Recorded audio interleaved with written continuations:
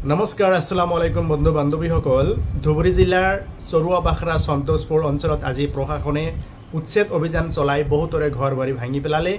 যোৱা কেইবাদিন ধৰি পুলিচে সময়সীমা বান্ধি দিছিল, ফলত ভয়াতুৰ জনতাই নিজৰ ঘৰ বাৰী ভাঙি সিহঁতে পলায়ন কৰিলে, গন্তব্যস্থললৈ গ'ল।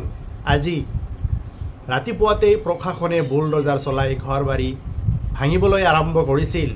সুদূৰ উজনি অসমৰ পৰা মাননীয় এজন বিধায়ক ৰাইজৰ দলৰ সভাপতি সন্মানীয় অখিল গগৈ ডাঙৰীয়াই গুৱাহাটীৰ পৰা আহি বিলাসীপাৰাৰ চৰুৱা বাখৰা সন্তোষপুৰ অঞ্চলত উপস্থিত হৈছিল। উচ্ছেদিতৰ কাষত থিয় হৈছিল। বিপদৰ সময়ত জনতাৰ লগত তেখেতে মত বিনিময় কৰিছিল। আচলতে এইটো এটা ভাল মেছেজ, এজন যোগ্য প্ৰতিনিধিৰ এইটো এটা কাম। কিন্তু মই ধিক্কাৰ দিছোঁ ধুবুৰীৰ বিধায়কসকল, গোৱালপাৰাৰ বিধায়কসকল। ধুবুৰীৰ যেনেকুৱা 5জন বিধায়ক আছে, নজৰুল হক সাহাব, নিজানুৰ ৰহমান, আব্দুল সোবহান আলী চৰকাৰ, হাফিজ বছিৰ আহমেদ কাছিমি সাহাব। গোৱালপাৰাৰ আছে 4জন বিধায়ক, AK ৰছিদ আলম সাহাব, ৰছিদ মণ্ডল সাহাব, আফতাবুদ্দিন মোল্লা সাহাব, যাদৱ স্বৰ্গীয়াৰী সাহাব। আপোনালোকৰ যেতিয়া গৃহ জিলাত উচ্ছেদ অভিযান প্ৰশাসনে চলাই বুলডোজাৰেৰে মানুহৰ মূল্যৱান সম্পত্তি যেতিয়া ভাঙি দিয়ে, আপোনালোকে নিজৰ ঘৰত পলাই থাকে কিয়? আপোনালোকৰ অন্তৰত দয়াময়া নাই? আপোনালোকে কি ৰাইজৰ ভোটেৰে আপোনালোকে নিৰ্বাচিত হোৱা নাই? এজন জনপ্ৰতিনিধি হিচাপে আপোনালোকৰ এটা দায়িত্ব আছে।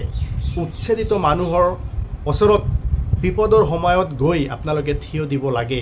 মানুহৰ লগত আপোনালোকে আলোচনা কৰিব লাগে। প্ৰশাসনৰ লগত আপোনালোকে বহিব লাগে। মানুহৰ বিপদৰ সময়ত আপোনালোকে মানুহৰ কাষত থিয় দিব লাগে। আপোনালোকে বুদ্ধি খটাব লাগে।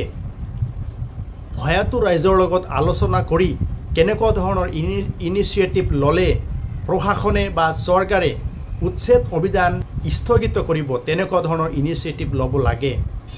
আপোনালোকে যদি পাৰে বিধায়ক অখিল গগৈ ডাঙৰীয়াৰ পৰা আপোনালোকে নীতি শিক্ষা, সংগ্ৰামী শিক্ষা লোৱা প্ৰয়োজন।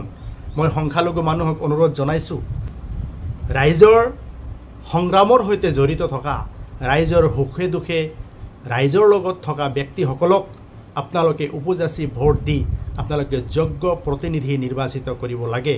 নহ'লে এই চকুমুদা কুলিৰ ভাওজোৰা MLA সকলৰ দৰে অনাগত দিনত আপোনালোকৰ অৱস্থা হ'ব। ধন্যবাদ।